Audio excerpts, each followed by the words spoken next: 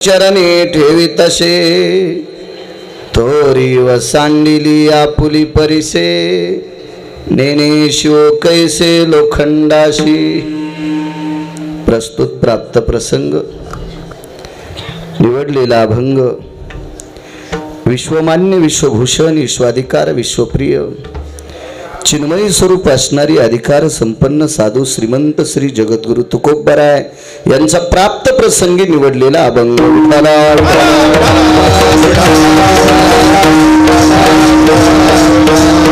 प्राप्त प्रसंगी निवडलेला अभंग माझ्या श्रीमंत श्री जगद्गुरु तुकोबरायांचा आहे। या अभंगाद्वारे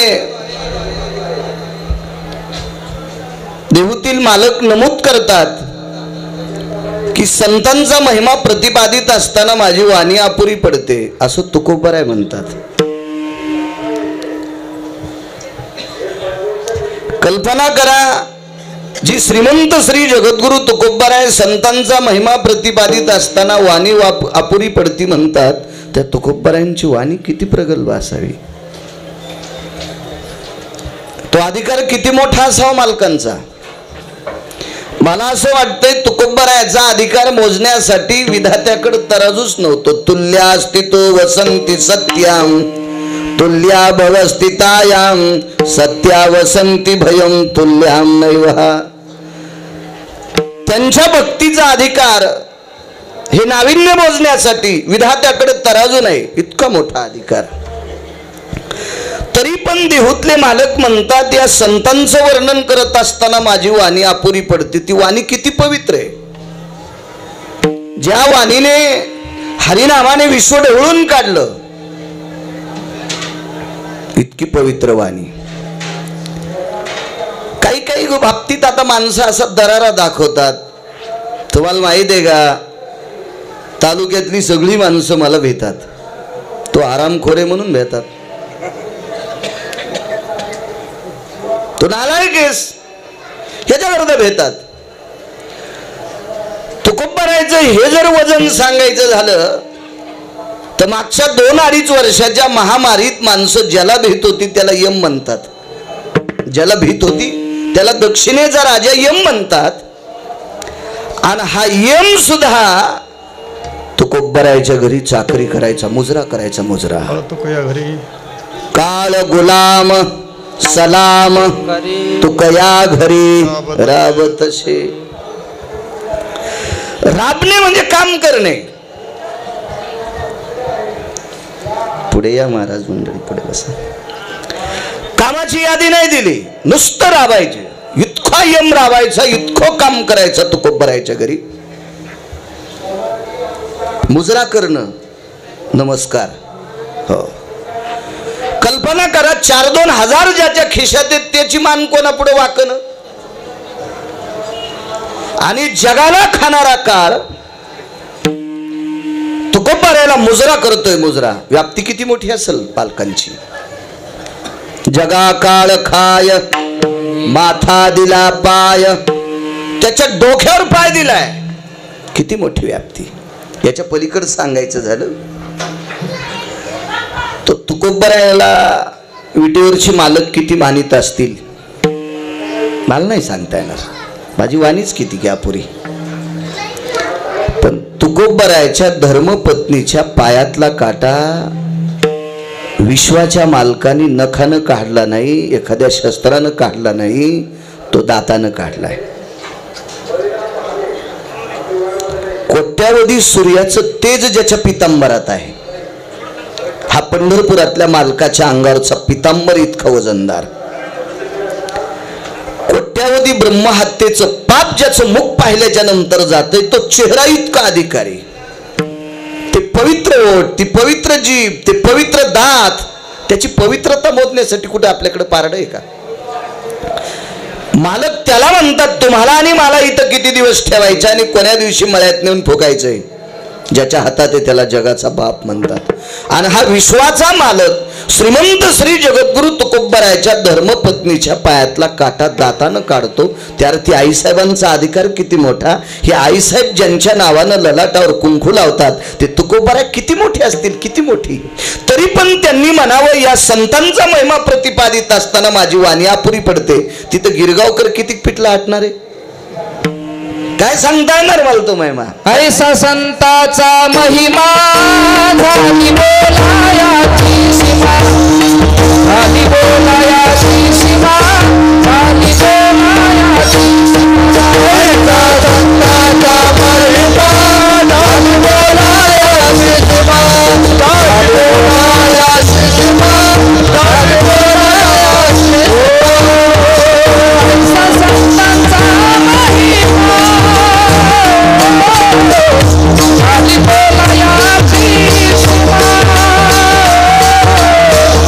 झाली बोलायाची सीमा.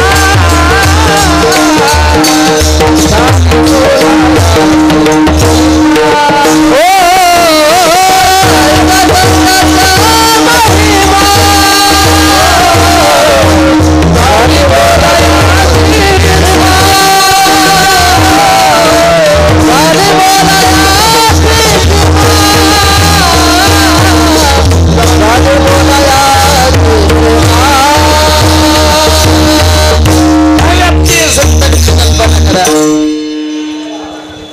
चालत असलेला हा माऊली महावैष्णव ज्ञानोबाराय विश्वांची माऊली हा समाधी सोहळा, त्या औचित्यावर चालत असलेला हा अखंड हरिनाम सप्ताह, त्या सप्ताहात आजचं कीर्तन सांगण्याचा योग माझ्याकडे आलाय. माझं महत् भाग्य. मालकांच्या पायापाशी बोलायचा योग आलाय.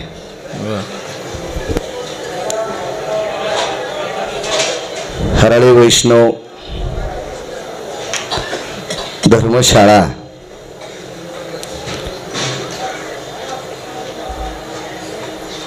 ज्या काही योग्यांची, तप्यांची, महात्म्यांची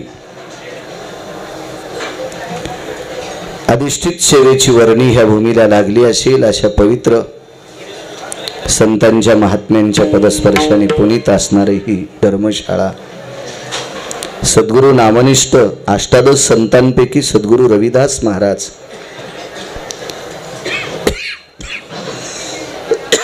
यांच्याही कृपाछत्रात चालत असलेलं हे अधिष्ठान समाधीधन माऊली महावैष्णव ज्ञानोबारायांचा समाधी सोहळा, हे औचित्य. या मालकांचं वर्णन करत असताना, या संतांचं वर्णन करत असताना नाव नाही याच्यात, सर्व संत आली त्याच्यात. या संतांचं वर्णन करत असताना माझी वाणी अपुरी ठरते. या अभंगाच्या दुसऱ्या कडव्यात दृष्टांत दिला. थोरी व सांडिली आपुली परिसे, नेने शिव कैसे लोखंडाशी.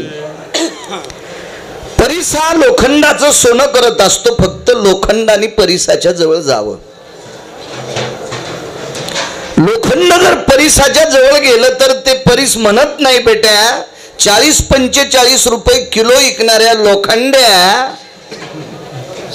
मी तुला खेटल्याच्या नंतर तू लाखो रुपयाच्या भावात जातोस, मी तुला खेटणार नाही असा परिस कधी म्हणतच नाही. उलट लोखंडेच परिसाकडे जात नाहीत. परिसानं स्वतःचं मोठेपण सोडून दिलंय. ती संतांची अवस्था आहे. थोरी व सांडिली आपुली परिसे, नेने शिव कैसे लोखंडासी. मी कसं त्या लोखंडाला शिव असं कधी परिस म्हणतच नाही. तीच अवस्था संतांची. जगाच्या कल्याणा संताच्या विभूती. ज्या अधिष्ठानावर आहेत आपण ते माऊली महावैष्णव ज्ञानोबाराय. या विश्वाकरता जिल्ह्य शरीर, विश्वाकरता जगाच्या कल्याणा संताच्या विभूती, देह कष्टविती परोपकारे. श्रीमंत श्री जगद्गुरु तुकोबाराय म्हणतात संतांच्या ह्या विश्वाच्या कल्याणाकरता देह कष्ट होला. आपले देह कष्ट होतात ना. आपले शरीर काय कमी कष्टातले आहेत का? वाटते वाटेल ते कष्ट आहेत आपले. म्हणजे आपल्यालाही शेवटच्या वेळेला तांब्या भरून देणार नाहीत अशा नालायकांसाठी आपले कष्ट आहेत. संतांच्या विश्वासाठी भूताची दया हे भांडवल संता. भांडवल या शब्दाचा अर्थ संपत्ती. संतांची संपत्ती दुसऱ्यावर दया करणे. मालकाकडे किती दया असेल आळंदीतल्या मालकाकडे. मला असं वाटतं ह्या दयेच्या पात्रात टाकली पारड्यात. आपामपती निर्भयो यत् तुच्छास्ति जायते. तो चा शब्द कळण्यासाठी वापरला. आपामपती भयो निले तुरानाम भयो यत् खेदो सकल स्थितेषु. समुद्राचं पूर्ण पाणी एका पारड्यात तरी ती व्याप्ती या दयेची बरोबरी करू शकत नाही. प्रपटलेशी भयस्थितः आकाश व्याप्तिर्भय जाते हे पोकळी धरायाम तुल्य स्थिती. पृथ्वीचं वजन नाही नाही हे सगळं सगळं गौण आहे गौण. एवढी मोठी दयेची व्याप्ती. भूताची दया हे भांडवल संता. आपुली ममता नाही देही. स्वतःच्या देहावर आसक्ती नाही. तुका म्हणे सुख पराविया सुखे अमृत हे मुखे स्रवतसे. संतांचं सुख दुसरा सुखी व्हावा याच्यात आहे. आपलं वेगळं आहे.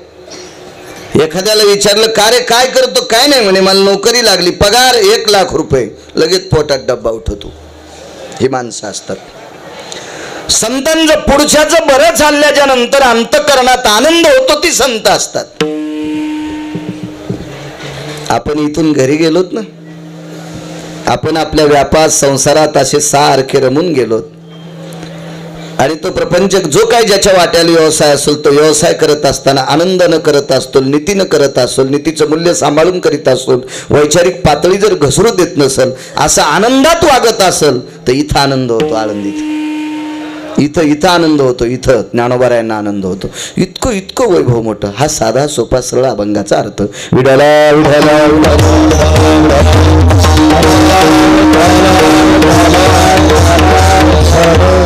तुकोबाराय म्हणतात माझी वाणी पुरत नाही. असं काय संतांकडे एखादा पुरावा मी तुमच्या समोर मांडील. मोठ्या श्रद्धेनं चालत असलेला पुणा हराळे वैष्णव ही धर्मशाळा सर्व विश्वस्त मंडळ आदी करून सर्व समाज बांधव त्यांना धन्यवाद देतोय. आदरणीय संदीपान महाराज घायाळ त्यांचे बाबा आमच्या गावाला 20-25 वर्ष गिरगावला त्यांच्या वडिलांची सेवा झाली. स्वामी म्हणायचे त्यांना. तात्विक सात्विक निष्ठावंत वारकरी वैकुंठवासी साहेबराव महाराज सोनोटीकर असतील. माधवराव मामा पांचाळ असतील. बापूराव पाटील मोरेगावकर असतील आणि स्वामी म्हणायचे त्यांना जनार्दन स्वामी. छोट्या लेकराने जरी आवाज दिला तर जी शब्द मुखारविंदातून यायचा. हसतमुख व्यक्ती अत्यंत खूप खूप खूप सात्विक आणि सदाचारी. महाराजांनी मला फोन केला. विश्वस्तातले एक जण सुद्धा बोलले मलाही येण्याचा योग आला. माझं महत्भाग्य. संदीपान महाराज तुम्हाला धन्यवाद. समोर बसलेल्या सर्व श्रोत्यांच्या चरणी गिरगावकराचा साष्टांग प्रणिपात. काय महिमा असेल संतांचा की जेणेकरून तुकोबाराय वाणी अपुरी पडती म्हणतात. माझ्या मालकांचा अधिकार सांगतो तुम्हाला. च्यवन नावाचे मुनी आहेत. या च्यवन नावाच्या मुनींना एका मूर्ख व्यक्तीने बांधून नेलं. पकडलं. बांधून नेणे म्हणजे पकडलं. योगी च्यवन जाबाली असतील लोमश असतील च्यवन असतील हे योगी आहेत. मालकांचा अधिकार किती मोठा आहे. माऊली महावैष्णव ज्ञानोबारायांचा. या च्यवनासारख्या महान योगी राजांना राजा बळीकडे 2 नालायक माणसं या 2 नालायक मूर्खांनी च्यवन स्नान करत असताना पकडून नेलं. ठेवायचं कुठे एवढ्या मोठ्या व्यक्तीला. च्यवन म्हणजे काय ग्रामपंचायतचे सदस्य थोडे होते. ते काय सोसायटीचा मेंबर थोडाच आहे. जिल्हा परिषद पंचायत समितीचा काय मेंबर थोडाच. एखादा आमदार खासदार थोडाच. ते च्यवन आहे च्यवन.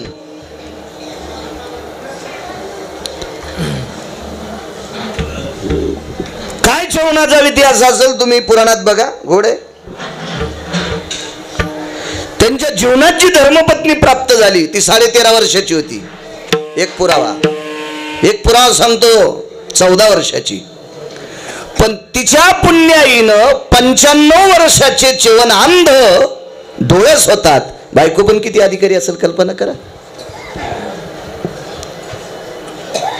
मग 14 13.5 वर्षाची पत्नी आणि 95-100 वर्षाचा नवरदेव शोभतोय का म्हणून सनत कुमारांची कृपा झाली. 52 वनस्पती एकत्रित टाकल्या आणि त्या च्यवनांना प्राशन करण्यासाठी दिल्या म्हणून ते 19 वर्षाचे झाले. म्हणून आपल्याकडे एका डब्यावर एका म्हाताऱ्याचा फोटो असतो च्यवनप्राश. मी 1.5 क्विंटल खाल्लाय तरी माझा अजून गुडघा राहिला नाही. हे तयार करणाऱ्यालाच एक दिवशी खायचंय. आता विठाला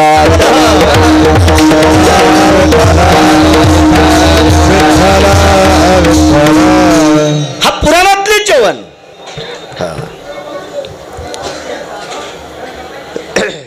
आणि त्या च्यवनांना बांधून नेलं. मालकांचा अधिकार सांगतोय आळंदीतल्या मालकांचा. बसा बसा बसा बसा बसा पाटील जिथं जागा असेल सरका पुढे पुढे सरका.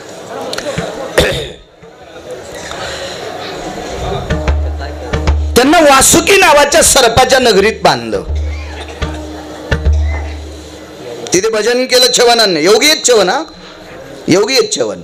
लोमश योगी आहेत, जाबाली योगी आहेत, तसे बरेच योगी आहेत. फक्त तिघांचीच नावं सांगतोय. वासुकी नावाच्या सर्पाच्या नगरीत त्यांना एका खोलीमध्ये बंद केलं. धरू लागले, आवळू लागले, दोऱ्या लावू लागले. च्यवनांनी सांगितलं मी पळतच नाही, मला जिथं बस म्हणताल त्या खोलीमध्ये बसवा, दार लावू नका, सांभाळायला राहू नका, मी कुठेच जाणार नाही. तुम्ही ज्या दिवशी हाकलून देताल त्या दिवशी जाईल, मी थांबतो इथं. पण त्यांना वाटलं हे म्हातारं पळून जाईल. ते काय म्हातारं तंबाखूचं व्यसन नव्हतं. पुडी आणायला जाईन, चुना आणायला जाईन, बिड्या आणायला जाईन. काय चहाचंही व्यसन नव्हतं की मुद्दाम तलप लागल्याबरोबर जिभेला चटका द्यायला जाईल. असं काही नव्हतं ना, काहीच नव्हतं. कशाला जाईन ते? त्या म्हाताऱ्याने एकच व्यसन, नित्य भजन करायचं महाराज, नित्य भजन. असा योगी. कितीतरी सापाच्या जाती च्यवनांना म्हणजे पळून जाऊ नये, संरक्षण नाही बरं, त्यांनी आपण केलेल्या नजर कैदेतनं पळून जाऊ नये याच्याकरता या सर्पांना च्यवनाच्या बाजूला, जसा एखादा मंत्री चालल्याच्या नंतर पोलीस लोकांचा ताफा असतो ना, कोणी घुसून तुमच्या आमच्यासारख्यांनी, तुमच्या आमच्यासारखे फक्त मतदान करण्यापुरते मंत्र्याकडे घुसावा. एकदा का त्याला निवडून दिलं की मग त्याच्याजवळ तुमच्या आमच्यासारख्याला जाता येत नाही. ही ही ही पद्धत आहे, पद्धत. याच्याकरता ताफा नाही, ह्या व्यक्तीनं पळून जाऊ नये म्हणून कितीतरी सापांच्या जाती, फार जाती सांगितल्या सापाच्या. सापाला नावच 14 आली पुराणात. व्याळम मुरंग भया ददंशक सर्व स्थिती, अशी नाव आहेत फार वेगवेगळी सापाला. 2 दिवसाच्या नंतर 3ऱ्या दिवशी वासुकी नावाच्या सर्पाने मीटिंग घेतली. वासुकी हा नावाचा मोठा सर्प आहे. त्याने मीटिंग घेतली. मालकाचा अधिकार किती सांगतोय. मीटिंग घेतली आणि राक्षस राजा बळींना आमंत्रित केलं. महाराज, तुमच्या 2 नालायकांनी आमच्या इथं कहर करून ठेवलाय. काय म्हणले, कसला कर, काय झाले कर? काही नाही म्हणे, एक महाराज आणून ठेवले ते भजन करते. मग तुम्हाला या भजनाचा काय त्रास आहे? आम्हाला भजन आवडते, पण त्यांच्या भजनामुळं आमच्या एकाही सापाच्या दातात विष राहिलं नाही. या साधूनं जे भजन केलंय का, त्या भजनामुळं आमच्या एकाही सापाच्या दातात एक करडीसारखी पोकळी असती, पिशवी असती. सापाला एक दात असतो विषारी सापांना, आणि त्या करडीसारख्या पोकळी, बारीकशी करडी, शेतकरी आहात ना तुम्ही, करडी माहिती आहे आपण त्याला, त्या करडीसारखी अशी बारीकशी पोकळी असती आणि त्याच्यात विष असते. विष एकाही त्या पोकळीमध्ये विषच शिल्लक राहिलं नाही. राक्षस राजबळींनी सांगितलं, असं कसं शक्य? काही बोलता तुम्ही? सामान्य जीवन माझ्या मूर्ख लोकांनी पकडावा, एवढा मोठा अधिकारी कुठे मूर्खाच्या तावडीत येत असतो का? वासुकींनी सांगितलं, चांगल्यालाच मूर्ख झटत असतात. नवला अंकाराची विशेष न लगे सज्ञानाच्या झोंबे कंठी नाना संकटी. ज्याला बायको भेट नाही त्याच्या नादी कोण लागायले. तुम्ही अजून बी लक्षात द्या, रंग कोण्या कपड्यावर टाका वाटतो, काळ्या का पांढऱ्या आहे का नाही. तेच भिजिलं म्हणून वाटतं का नाही, रंगीलं म्हणून वाटतं का नाही. त्रास हा गुले बोल बाय वाजू दे. या गुले विडाला विडाला विडाला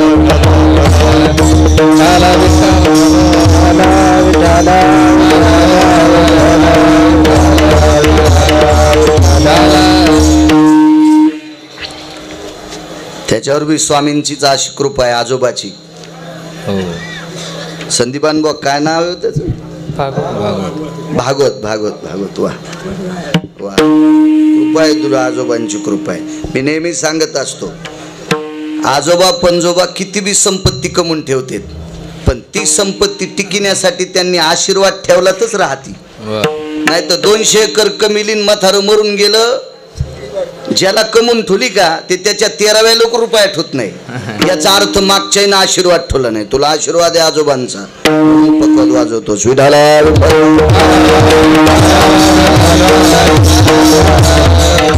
वासुकीनं राजा बळीनं सांगितलं असं कसं शक्य हो. नाही हो म्हणे, झालंय तसं. निर्विष झाल्यात आमच्या सरपंचा जाती. दृष्टांत संपला. ज्या व्यक्तीने 2.5 दिवसात कितीतरी सर्पाच्या जाती विष संपून टाकलं, म्हणून हे सर्प चीन मधले लोक खातेत. त्याला कोबरा खा म्हण. अरे बाळासाहेब खातील का ते, मरतील ना बेटे ते. ते कोबरा नावाचा सर्प असा आहे म्हण, त्या नुसती अशी फुटकार आणली तो 16 फुटाहून एक थेंब अंगावर पडला गुलाबी विषाचा, तर 16 फुटावरचा माणूस सुद्धा मरतो अंगावर विषाचा थेंब पडल्यावर. तर खाल्ल्यावर कसा करीन हरिपाठ म्हणील का ते. कसे खातील ती लोक ती सर्प. ही चवन नावाच्या योग्यानं विष संपवलेले सर्प. चवन, लोमश आणि जाबाली 3 योग्यांचं नाव सांगतोय. त्याच्यापैकी एका योग्यात ताकद होती सापाचं विष संपवायची. आणि असे सर्व योगी ज्या योग्याच्या पुढे डोकं लोक झुकवतात. नुसतं डोकं झुकवत नाहीत, तर या सगळ्या योग्यांची माय म्हणून जर उपमा कोणाला असेल तर या मालकाला नाही म्हणून पुरावा. ज्ञानराज माझी योगाची माऊली, वेणे निगममाऊली प्रकट केली, वेणे निगममाऊली प्रकट केली.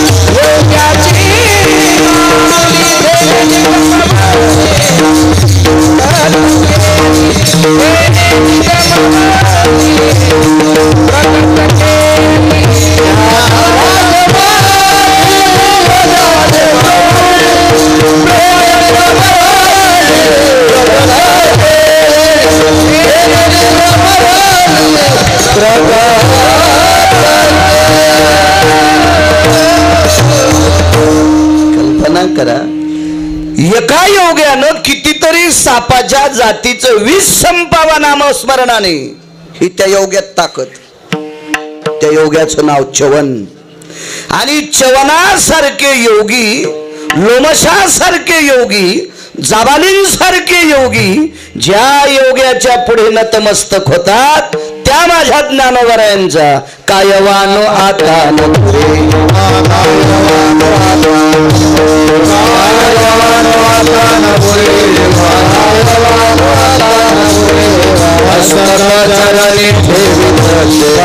चरणी देविता हनुमता चरणी देविता कायवानो आता कायवानो आता नपुरे वाणी कायवानो आता नपुरे वाणी कायवानो आता नपुरे वाणी मस्तक चारणी देविता मस्तक चारणी देविता कायवानो आता नपुरे वाणी कायवानो आता नपुरे चरणी देविता कायवानो आता नपुरे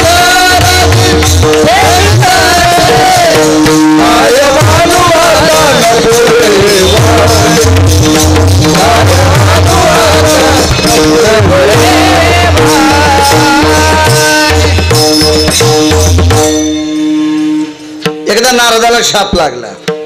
पुन्हा एक उदाहरण सांगतो मालकांचं. सापाचं विष संपवण्याची ज्याच्या वाणीत ताकद आहे तो योगी किती अधिकारी असेल.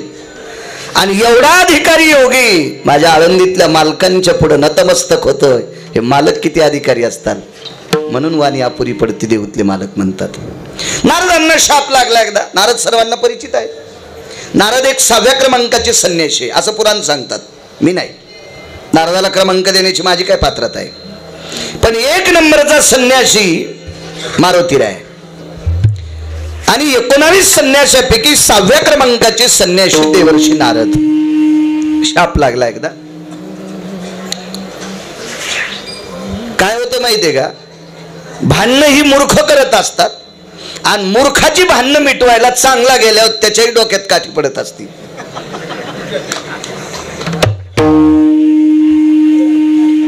फेरी वाळू सोडायला जाणाऱ्याला लागतं का नाही कधी कधी लागत असतं. तसं नारद भांडणातच गेलते का. थोडसा अहंकाराचं गंडल वाढलेला एक राजा ज्याला कोणतंही गंडल आलं ना ते गंडल बसू देत नसतेत बघा. आणि गंडल शक्यतो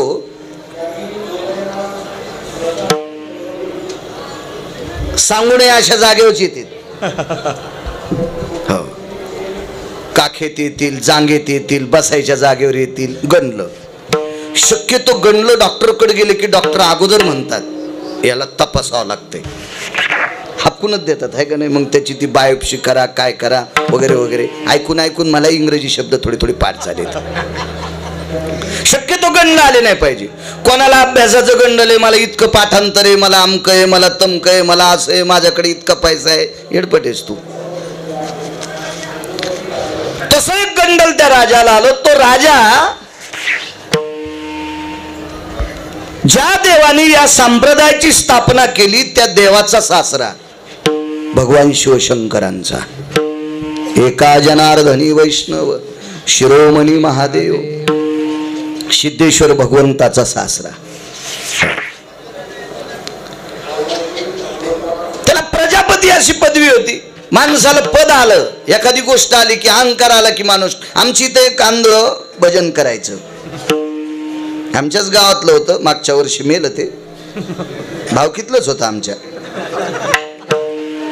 कोणतंही गंडल आलं की माणसाशी नीट राहत नाही. ते भजन करायला जायचं. 2 टाइम भजन. सकाळचा काकडा करायचं, संध्याकाळची पंचपदी पण ते करायचं. आमची इथे माझा मित्र माझ्यासोबतच होता. आमच्याच भावकीतलं. ते जरा जास्त शिकलं म्हणून मुंबईला नोकरीला लागलं. त्याला 72,000 पगार आहे. मी इकडे आलो. 71,000ची पेत आहे ते दर महिन्याला. म्हणजे ते वरचे 1000 काढता येत नाहीत म्हणून ठेवावं लागते. ते खात्यावरले काढता येत नाहीत ना. ते गावाकडे आल्याच्या नंतर मला म्हणे अरे बाळू यांची दखल घेतली नाही तुम्ही. काय दखल घ्यायची. हे अंध येतं. म्हणलं मग आता माझे डोळे त्यांना बशी देत नाहीत. एक द्यायला असता. नाही म्हणे हे घरून मंदिरात जातात, मंदिरातून घरी येतात, त्यांना कसं दिसतंय. म्हणलं दिसतच नाही. दिसण्याचा काय प्रश्न आहे. मी गावातल्या एखाद्या पदाधिकाऱ्याला सांगून एखादी लाईट लावायला लावीन, नाही तर मी लावीन, पण त्यांना दिसत नाही ना. नाही म्हणे त्यांना कंदील द्यायचा. अरे काय वेडपटीस. म्हणलं आंधळ्याला कंदील कशाला द्यायचा. नाही म्हणे द्यायचाच कंदील त्याला. पाय वा तुझ्या तू आकारण. पैसे मी द्यायलो. मग त्यानं पैसे दिले. मी विकत आणला कंदील, राखेल आणलं, 5 लिटरची कॅन त्या कंदात टाकायला. मी म्हणलं तात्या हा तुम्हाला कंदील. नालायक हेस का काय? ते मला म्हणलं म्हातारं. अहो मी म्हणलं मी फक्त द्यायला तुम्हाला हे सुप्रूत याचा काय म्हणते त्याला देणारा स्पॉन्सर वेगळा आहे. म्हणलं कोण आहे? कोणतेच? हा साहेब आहेत का? हा हा मग ते आहे ना. म्हणजे मी कीर्तनकार असून येडा आणि ते 71,000ची पेतू नालायक हे आंधळ्याला तेवले आवडा. हे काय होतं माहितीये का? हे हरामखोर जास्त चमकणारे जास्त आवडत आहेत बघा. चमकणारे कधी कधी त्याच्यासारखे मी 10 सावताल झुपीन ना, पण ते असं होतं कधी कधी. साहेब म्हणलं मग खरंच असं म्हणले.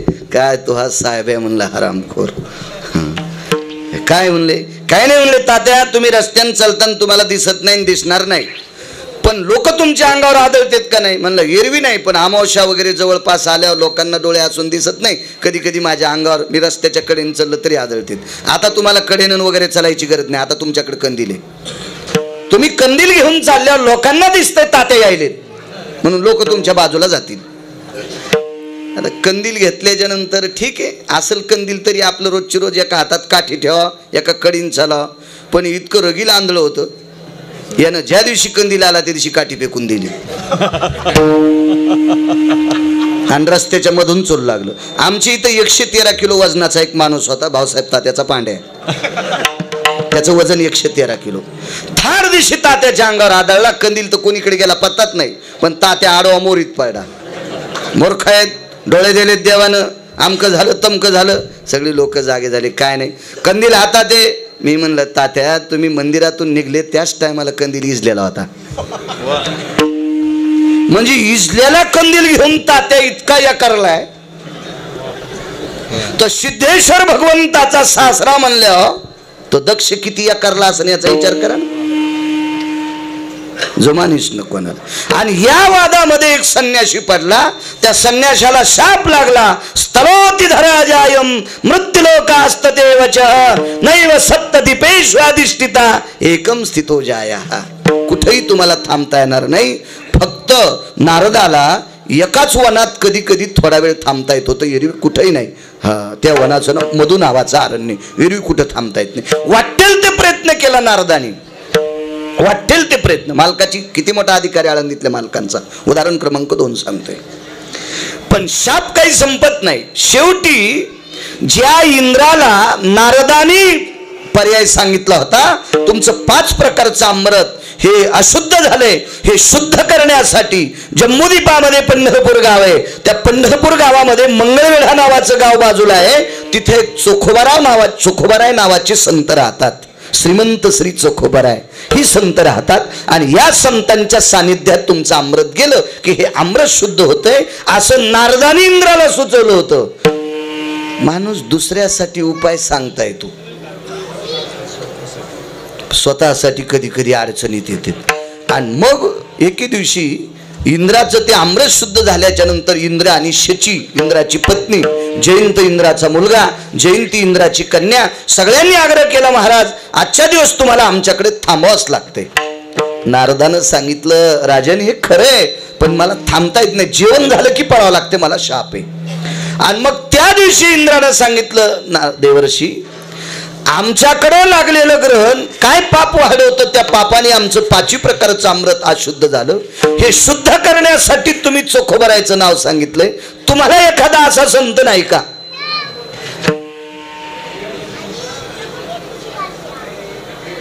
वा. नारद एका संतांकडे आले. नाव घरी गेल्यावर पहा सगळं सांगायला गुत्त नाही घेतलं मी. खपक्या मोबाईल आहेत तुम्हाला, इचकी जा. रात्र रात्र 2-2, 3-3 वाजूस तरी इचकायला हराम खोरायला बोलायला.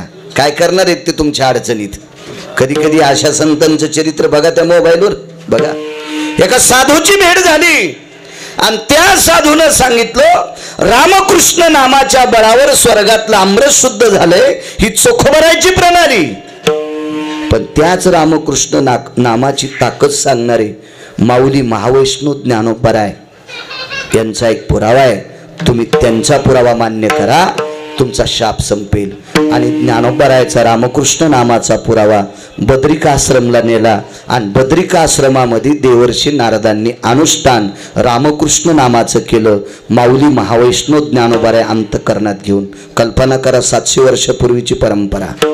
त्यावेळेस अमृत खराब झालं तर स्वर्गातलं. चोखोबारायचा माऊली महावैष्णव ज्ञानोबारायांचा काल. चोखोबाराय, नामदेवराय, ज्ञानोबाराय समकालातली संत. 700 वर्षापूर्वीची गोष्ट. हा दाखला घेऊन बद्रिकाश्रमला देवर्षी नारद पोचले आणि रामकृष्ण नामाचं चिंतन करीत असताना तिथल्या आयुधधारी नारायणाला प्रणाम केला. देवा, गोड अशा महाराष्ट्राच्या मातीतल्या समाधी दोन माऊली महावैष्णव ज्ञानोबारायांचा निर्वाळा घेऊन मी तुमच्याकडे आलोय. मला या नामाच्या सिद्धतेत काहीतरी माझं जीवन सिद्ध व्हावा. आणि त्याच दिवशी नारदाचा शाप संपला आणि नारद सर्वत्र थांबू लागले. 6व्या क्रमांकाच्या संन्याशाला, अविरत भजन करणारा संन्यासी, पण एका शापामुळे कोणाच ठिकाणी मृत्यू धोक्यात राहता येत नव्हतं. पण ज्ञानोबारायच्या निर्वाळा घेऊन बद्रिकाश्रमला ज्यावेळेला संन्यासी गेला, नारदाचा शाप संपतोय त्या इथल्या योग्यामुळे. म्हणून तुकोबाराय म्हणतात, कायवानो आता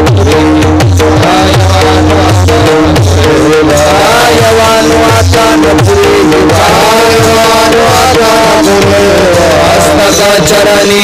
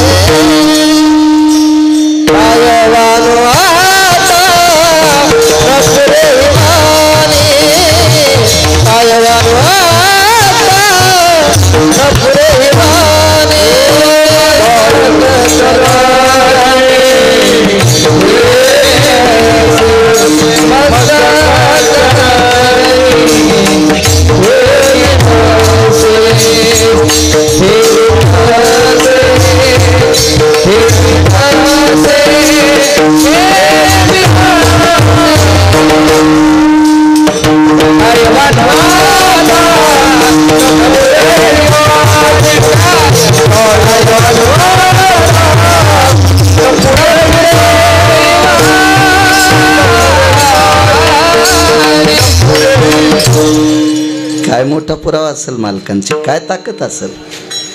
आणि एवढ्या मोठ्या योग्याच्या दरबारात महाराज संपवायचं का नाही का? ते आल्यामुळे माझ्या लक्षात आलं. विठाला विठाला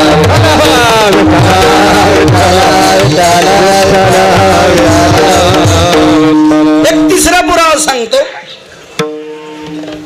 आणि एक मारुतीरायाचा पुरावा सांगून आपण पूर्णविराम करू, कारण बऱ्यापैकी पोळ्या भाजत आल्या. कारण वारीला आलेली माणसं आहेत, सकाळी बार्शी द्वादशी सोडलेल्या असते ज्याचं त्याचं. चला, एक सोपा साधा सरळ सरळ, अडचणीत हात घालायचा नाही, इंचू निघत असते. आमच्या बाजूला जमीन इकरी निघली 6 एकर. राहण्याचे नाना, बळी भाऊ, टकले अण्णा, शिवाजी भाऊंना माहिती, तात्या आमचे. त्या 6 एकर जमीन विकत घ्यायची, त्याच्यातली 2 एकर आम्ही विकत घ्यायची टाळली. कोणी का हो तुम्ही 4 एकर घ्यायले ही 2 एकर का घेणं, त्याच्यात विहीर आहे ना आणि त्या विहिरीला 5 मोटरचं पाणी आहे, तुम्ही का घेत नाहीत ती जमीन? नकोच म्हणलं.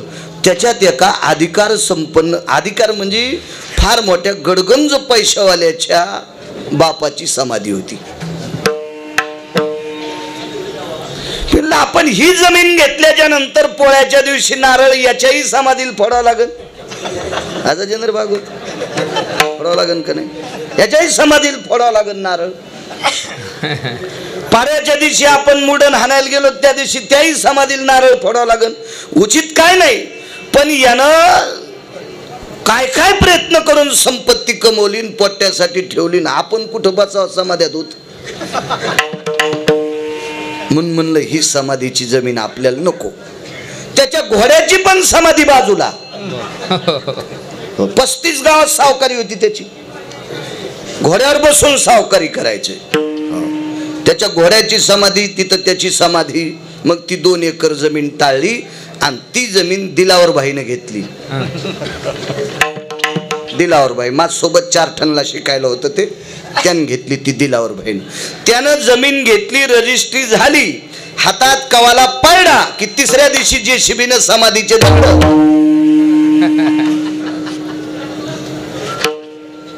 ज्या व्यक्तीनं 318 एकर जमीन विकत घेतली होती, 318 एकर जमीन विकत घेणारा व्यक्ती मेल्यावर त्याची समाधी 2 एकर जमीन ज्याने विकत घेतली त्यानं ती समाधीचे सगळे दगड फेकून दिले.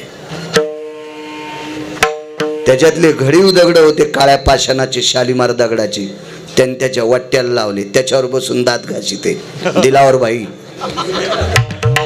त्याच्यावर बसून दात घासीते, त्याच्यावर बसून दात घासीते. कृपा सांगतो आळंदीतल्या मालकांची. 350 एकर जमीन ज्यानं कमिली, शरीर मानवी आहे, माणूस आहे, ते गेल्याच्या नंतर त्याचे हे हाल. या विश्वात कोठ्याही कौशल्य क्षेत्रात ज्या पशुला वापरल्या जात नाही त्या पशुचं नाव रेडे आहे. त्याच्यावर एकदाच हात ठेवला तर 700 वर्षापूर्वी दिलेली समाधी आजही त्या समाधीला लघुरुद्र करतात. ही ताकद कोणाची आहे? या मालकांची. कायवान आता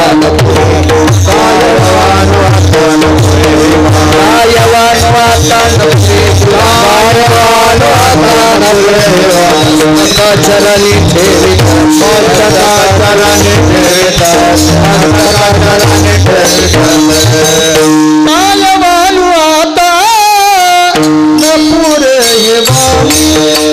क्या बात है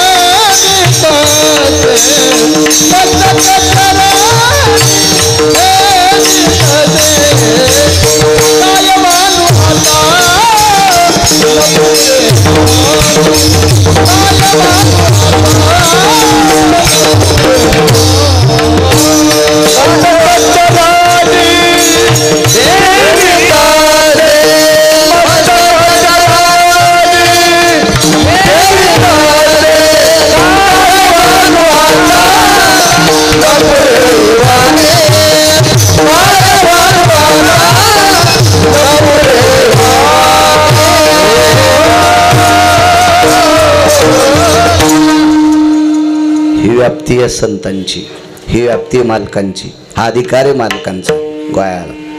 म्हणून कायवानो आता न पुरे ही वाणी. एकदा एकच पुरावा सांगतो. भीम नावाची व्यक्ती सर्वांना परिचित आहे. महाभारतातला राजकुमार आहे तो, बलाढ्यशाली आहे, ज्याला 9000 नागाचं बळ होतं, त्याच्या काकाला 10,000 डोळे नव्हते, त्याला 10,000 नागाचं बळ होतं. भीमाला 9000 नागाचं बळ आणि 8,000 नागाचं बळ एका राजाचा हरामखोर मेहुणा होता. त्याचं नाव होतं कीचक. त्याला हरामखोर का म्हटलं माहितीये?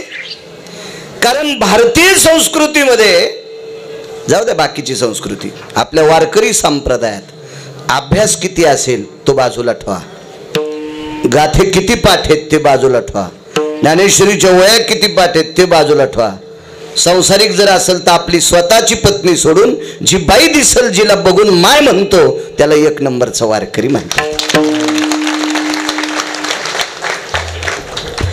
आणि हा हरामखोर कीचक या देशातल्या पवित्र स्त्रीला अंधाराचं सावट बघून तिच्या हाताला स्पर्श केलता. तिचं नाव होतं द्रौपदी. ती सामान्य नव्हती. जिचे होता दर्शन मिळे पोट भरी अन्न, जिच्या पायाचे नख बघितल्याच्या नंतर 60,000 शिष्यासह दुर्वास एक योगी, जिचे पाय बघितल्याच्या नंतर गंगेत तृप्तीचा ढेकर देतो. अधिकार किती असेल त्या बाई माऊलीचा? आणि म्हणून त्या नालायकाला 8,000 नागाचं बळ, भीमाला 9,000 नागाचं बळ. आणि एके दिवशी इंद्रप्रस्थातून हा भीम हस्तिनापूरला आला. काय वानू आता? एका संतांचं चरित्र सांगतो माऊलीराय ज्ञानोबारायांच्या दरबारात.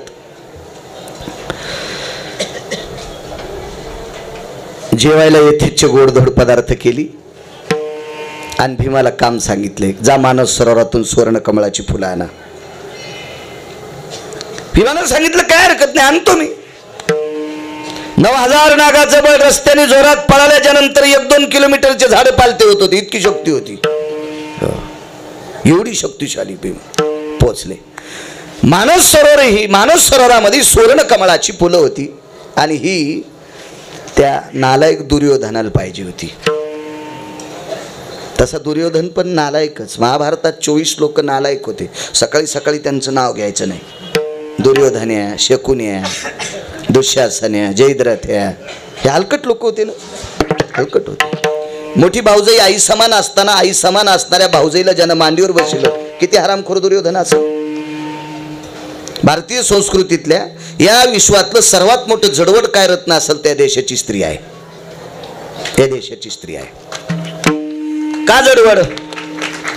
समाधीधन अलंकापूर निवासी माऊली महावैष्णव ज्ञानोबराय सुद्धा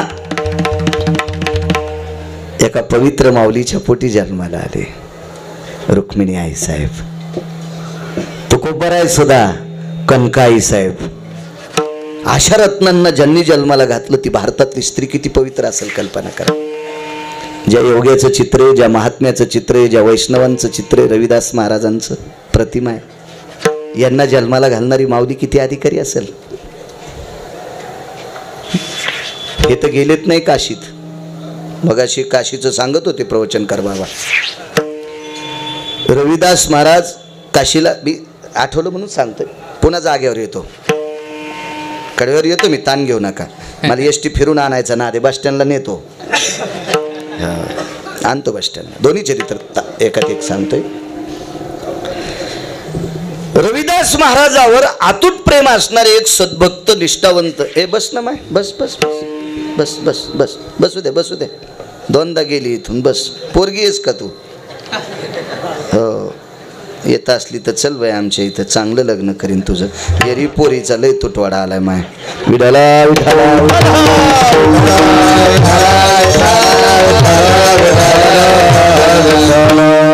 रविदास महाराजावर अतूट प्रेम करणारी एक व्यक्ती काशी यात्रेला निघाली. महाराज सांगत होते यात्रेचं मगाशी. चालन म्हणे. महाराजांनी सांगितलं यायला काय हरकत नाही, पण पाठीमागं कामाचा लोड आहे. आयुष्यभर काम करायचं म्हणे. काय एवढं? ऐका ना, हे काम नाही रे, एक टाइम उपाशी राहील, दखून जाईल कसं बी, पण माझ्या मागं काम आहे. मागं जाऊन बघतो का? मागं गेले ते घर होतं, त्या घरात बंगई होती. त्या बंगईवर वयस्कर आई वडील, त्या बंगईला दोरी होती. ती दोरी रविदास महाराजांच्या शेंडीला बांधलेली होती. ठीक आहे म्हणले.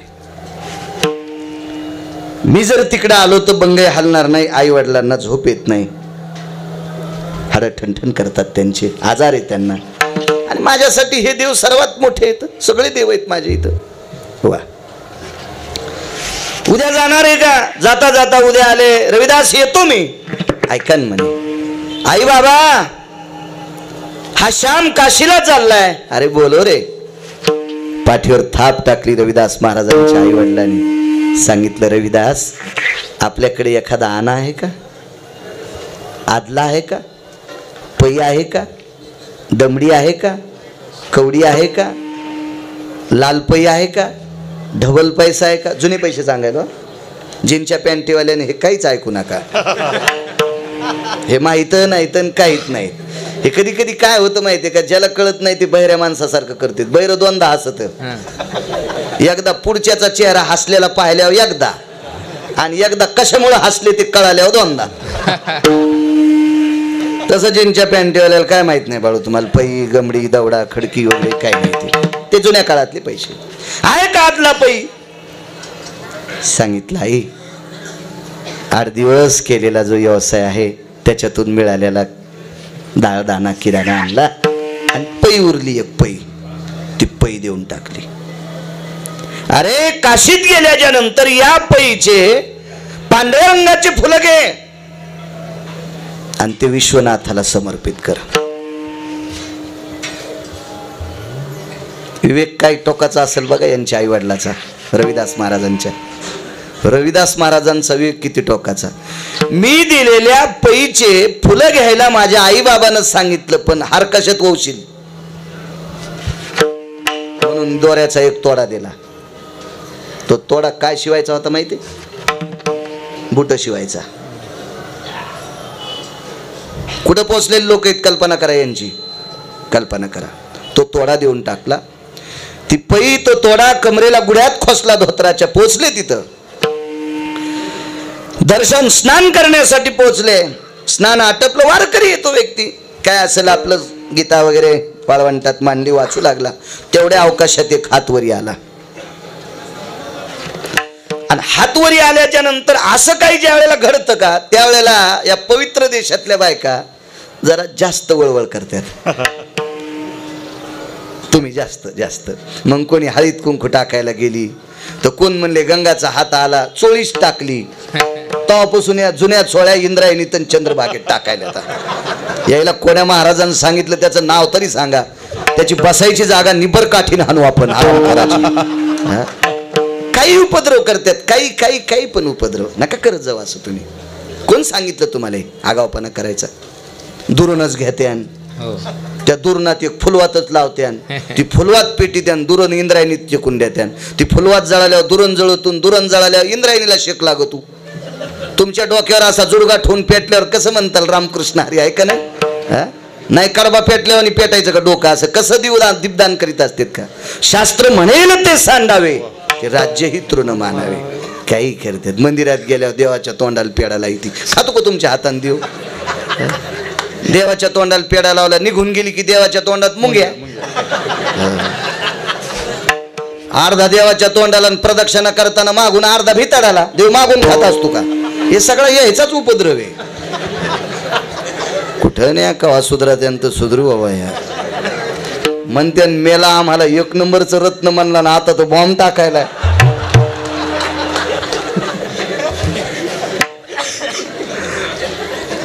असं नका करत जाऊ. तुम्ही कल्पना करा, आता जरी इंद्रायणी मातेतून येणारच नाही आपली, ती पात्रातात नाही काय हाती येईल आता. काय काय ते हातच घेऊन घरी जायचे.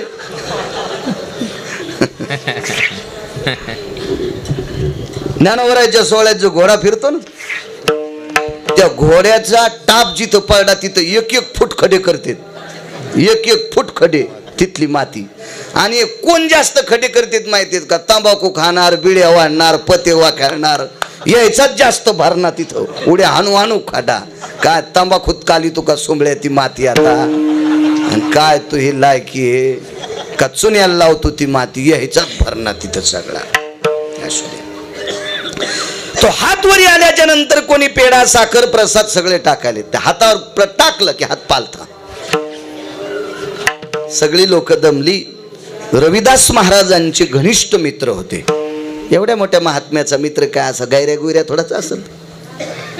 आणि कोण्या बी सात्विक माणसानं आपली पिशवी उचलायले म्हणून हरामखोर संग नाही ठेवायचं. जो महाराज हरामखोराला संग ठेवीन त्याचं पाप त्या महाराजाच्या बोकांडीवर पडल. कशाला हरामखोर सोबत ठेवायचे? नालायक असतील ते लोक. रविदास महाराजांसोबत अधिकारीच असेल ना. त्या व्यक्तीने विचार केला सगळं काही टाकलं पण हे काही स्वीकारीनं. मग फुलं घेतलीच होती पांढऱ्या रंगाची. त्याचा एक हार ओवला होता विश्वनाथाला. त्याच्यातला अर्धा हार तोडला आणि तो हार त्या हातावर टाकला. त्या हात असा मिटला. 2-3 वेळेस खालीवरी आतमध्ये गेला आणि हात अदृश्य झाला. आणि काही वेळानं तो हात वरी आला. त्या हातात एक कंगन आलं. रविदास महाराजांच्या मित्रानं ते कंगन घरी आणून दिलं. नियत तेरी अच्छी है तो किस्मत तेरी दासी है, कर्म तेरा अच्छा है तो घर में मथुरा काशी है. नियतीवर आरूढ सात्विकतेचा गोड असा नामाचा वारसा विश्वात फिरवणारी माझे रविदास महाराज या देशातल्या पवित्र स्त्रीच्या पोटी जन्माला आलेत. इतक्या मोठ्या आहात तुम्ही. चला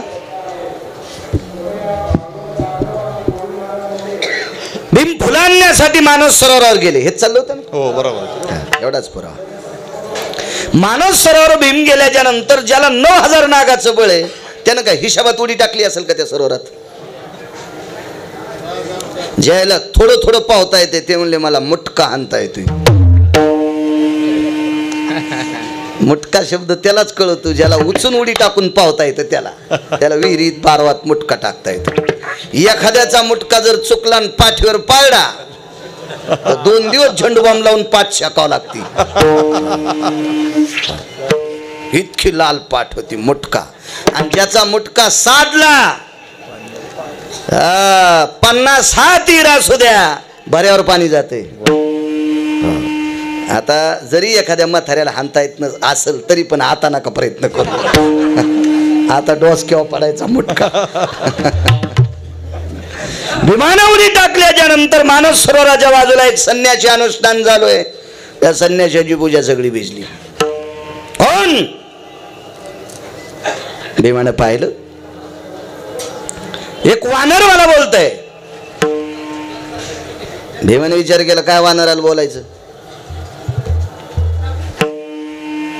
त्या वानराचं अधिष्ठान माझ्या माऊली महावैष्णव ज्ञानोबरायांच्या बाजूला आहे. सिद्धेश्वर 11वे रुद्र ध्वजस्तंभावरी वानरू ते मूर्तिमंत आणि ते अधिष्ठान ज्ञानोबरायांच्या बाजूला सिद्धेश्वर. ताकद बघा किती मोठी.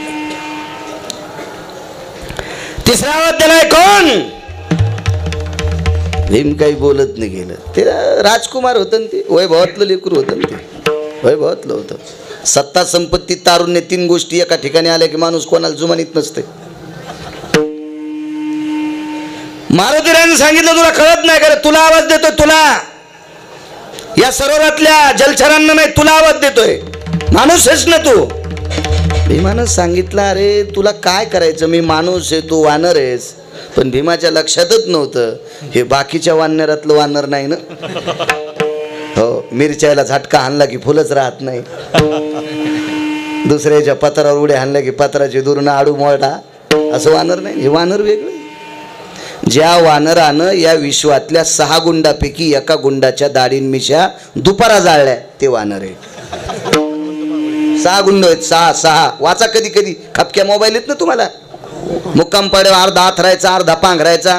पाऊस आला तर वरी धरायचा. तो लय कर केलास तू लई की तुझ मोबाईल दुकान आहे त्याच्याकडे. एवढाले मोबाईल आहेत कशासाठी? इचकी जा बघा ना त्याच्या चरित्र बघा ना.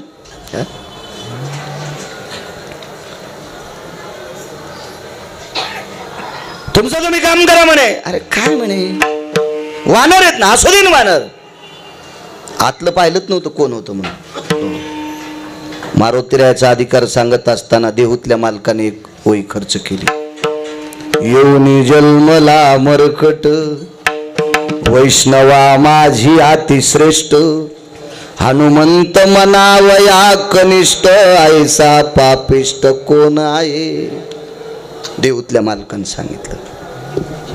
या मालकांनी ध्वजस्तंभावरी वानरू मूर्तिमंत शंकरू इतकंच बघायचं. प्रत्यक्ष शंकर.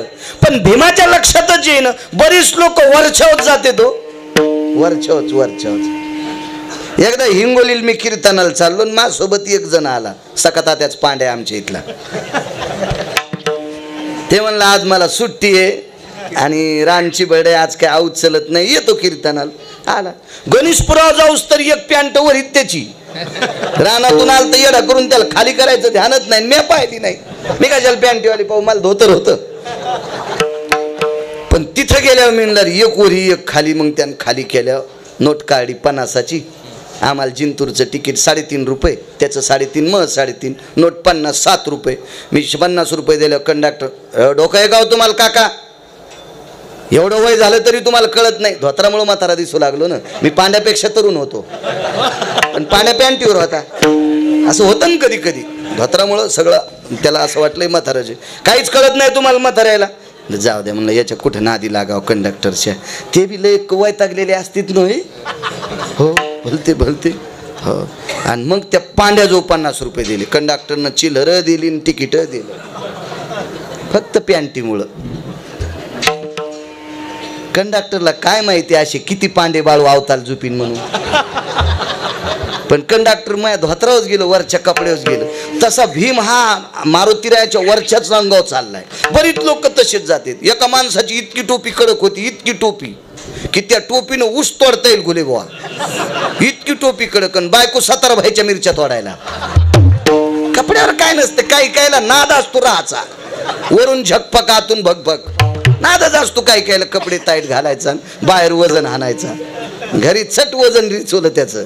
फार काय झालं तर घुशीनं खाल्लं. इतके वजन काय कायचे विचित्र. वरून बघतेत माणसं वरून.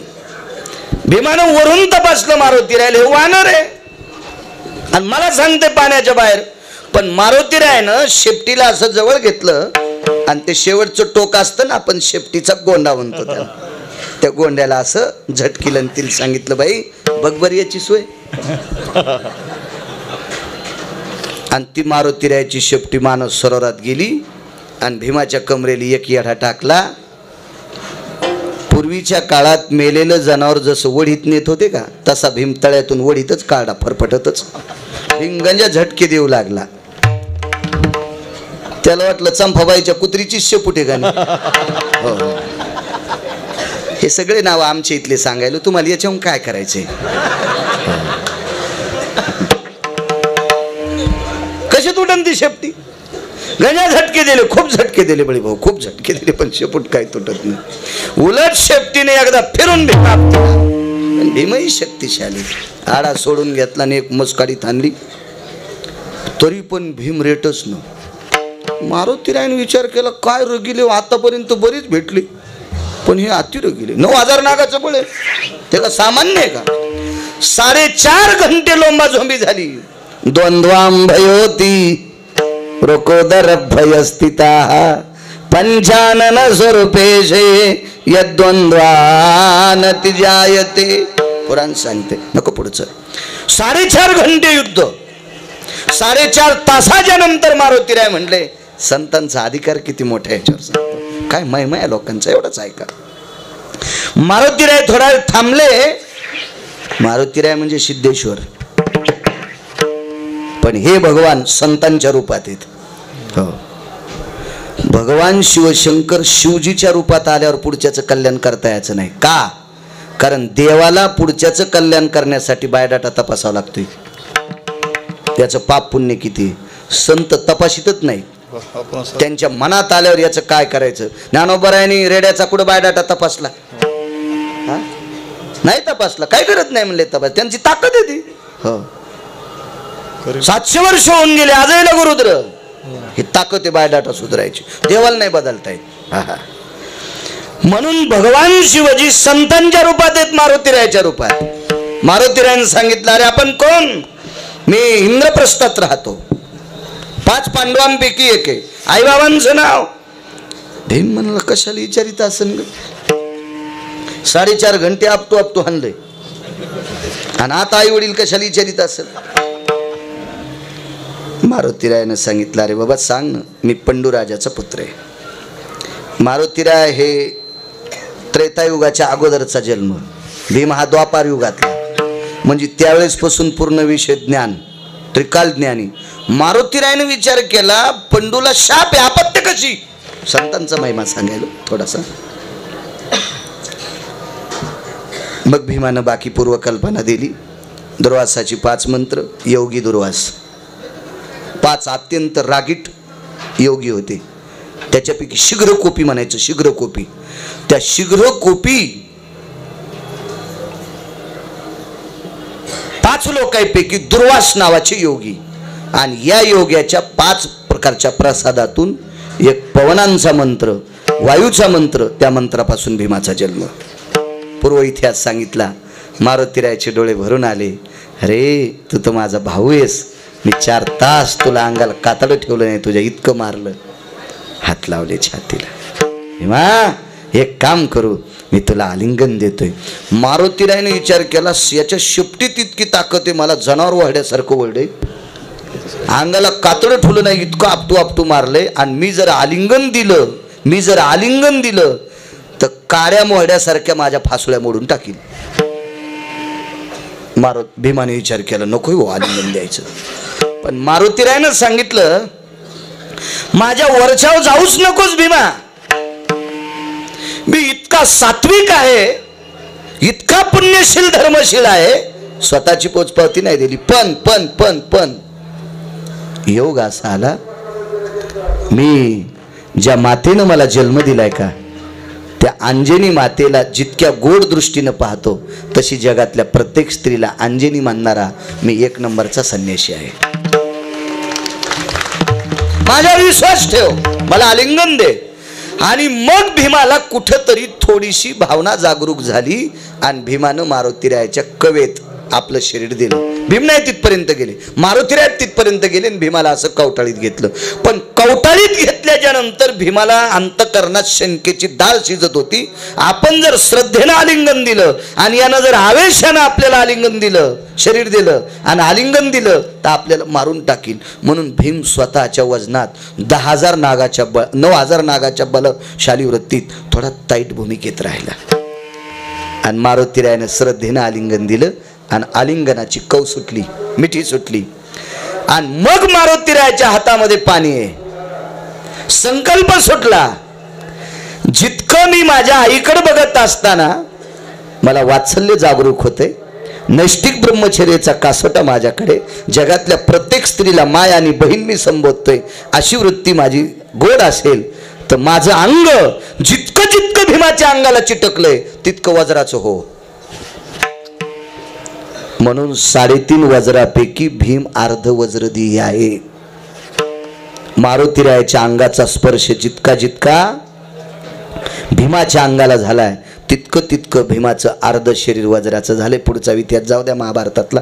पण लक्षात घ्या, ज्ञानोबरायाच्या सानिध्यात असलेले देवादिदेव सिद्धेश्वर भगवान, याच भगवंतानी एका वैष्णवाच्या रूपात, एका वारकऱ्याच्या रूपात, एका हरिभक्ताच्या रूपात अवतार घेतला मारुतीरायाचा. आणि त्या मारुतीरायानं एका भजन करणाऱ्या वारकऱ्यापैकी एकाला आलिंगन दिलं. पांडव भजन करत होती, पाहती पांडव अखंड वनवासी, परित्या देवाशी आळविती किंवा आठविती, भजन करणारी पांडव. मग या सिद्धेश्वर भगवंतानं एका वैष्णवाचा, तो वैष्णवा माझे अतिश्रेष्ठ मारुतीराय, आणि त्या वैष्णवानं एका भजन करणाऱ्या राजपुत्राला आलिंगन दिलं तर अर्ध शरीर वज्राचं होते. ही वैष्णवांची ताकद आहे. कायवानो आता न पुरे, कायवानो आता न पुरे, मस्तक चरणी ठेवे